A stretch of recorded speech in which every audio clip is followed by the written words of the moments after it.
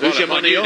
Yeah, if I knew that, I'd be a rich man. But I am so looking forward to this race. Can Omanyala become the first Kenyan to win this title in 60 years? Or will it be Akani Simbine successfully defending his crown and joining Don Quarry and Linford Christie as the only three men to do so? The African champion and the defending champion drawn in adjacent lanes, and a little touch of the fist there, maximum respect between them. This is a massive, massive moment for them and a great moment for athletics. Linford Christie winning consecutive titles for England back in 1990 and 94. Then it was Atto Bolden of Trinidad and Tobago in 98. Kim Collins, remember him, for St Kitts and Nevis in 2002 was the champion. Asafa Powell took the first of 3 Jamaican golds in 2006 in Melbourne. Then Lerone Clark of Jamaica took gold in Delhi 2010, followed by Kimart Bailey-Cole in 2014 in Glasgow. And Simbine, yes, he is the defending champion. Stadium announcers asking the crowd for hush as these men focus on your marks. Absolutely, completely. Hearing the starters' orders, don't want any noises. Clicking of cameras sometimes is a problem, but they are called to their blocks. Azamati of Ghana on the far side in 1. Abekun of Sri Lanka in 2 in the blue near the top. Omanyala of Kenya in those fabulous Kenyan colours. He goes in 3. Simbine, the defending champion, goes in lane 4 for South Africa. In 5, Emmanuel Eseme of Cameroon. In 6, Mitchell Blake of England. In 7, Wales' Azu. And Rohan Browning of Australia, nearest the camera. Set. Good start there from Omanyala. He's got the jump on Simbine at the moment. Omanyala's going away with this one. He will not be caught. This is justice for the man who couldn't do himself justice in Eugene. He takes the gold for Kenya. 10.02 into a slight headwind, minus 0.9. But daylight between Ferdinand Omanyala of Kenya and the rest. Maybe about a meter's difference in it. The winning time, well, it doesn't matter a hoot. Who cares that it wasn't under 10 seconds? It was brilliant running at the start. He got out of the block so well, put the others under pressure, and Omanyala has gold. And we talk about the Kenyans being the long-distance specialists. They dominate at cross-country. They're great at steeplechase, 5,000, 10,000. This guy is from the other end of the distance spectrum. Akani Simbine takes the silver, 10.02 from Omanyala. The South African 10.13. I think a tinge of disappointment of those features. He was well beaten, but he does take the silver. And Yupan Abekun of Sri Lanka, a bronze medal, 1/100th behind Simbine. And Azamati of Ghana, the unlucky 4th place. Again, just 2 100ths down on bronze.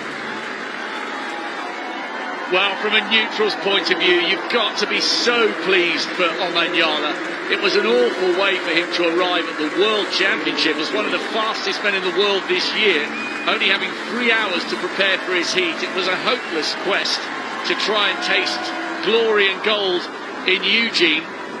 And he was under huge pressure tonight, drawn right next to Akani Simbine, the defending champion, who's finished with another Commonwealth medal, silver this time, and I think he is disappointed. He felt like he let an opportunity slip there. You can tell that he's a little bit reflective rather than relieved with that silver. Amazing bronze for Yupan Abekun. The history just keeps on coming for the Sri Lankan. Their first athlete under 10 seconds and their first on the Commonwealth podium with a bronze. But what about that?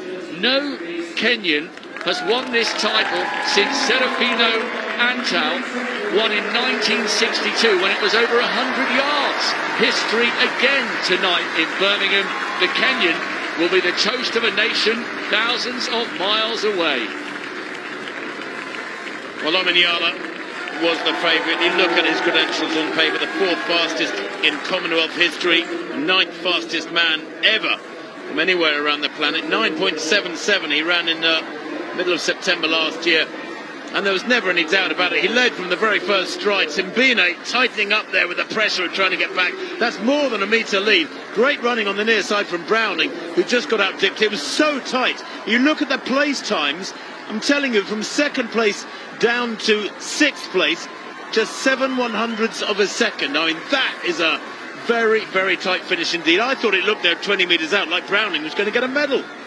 Yeah, I did, because he was closing, and then it all got a little bit tight on the line. I said this during the semi-finals. He looks like he's built like a boxer rather than a sprinter. His upper body is absolutely massive. And just like Julius Yego, who became a world champion for Kenya in the javelin, Omanyala is showing that the Kenyans don't just win medals when it comes to the steeplechase, the 1500, the 8, the 5 and the 10.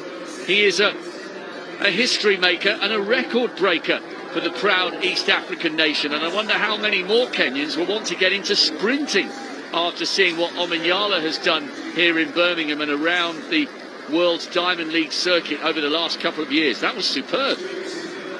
Wasn't it just? And frankly, it wasn't close. Come the finish, 10.02 to 10.13. That's a metre and more, the speed they're moving at. They all hit top speed around between 60 and 80 metres, and then it's a case of holding form, trying not to decelerate too much.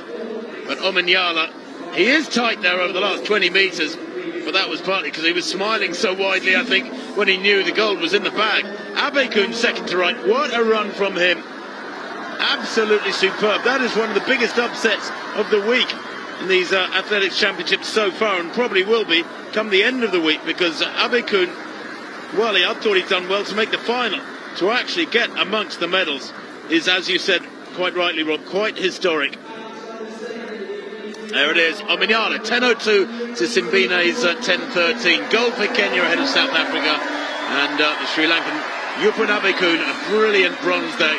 The Ghanaian Benjamin Azamati, just 2/100ths shy of the medals, and Jeremiah Azu of Wales, well, that's a superb fifth place for him, 10.19.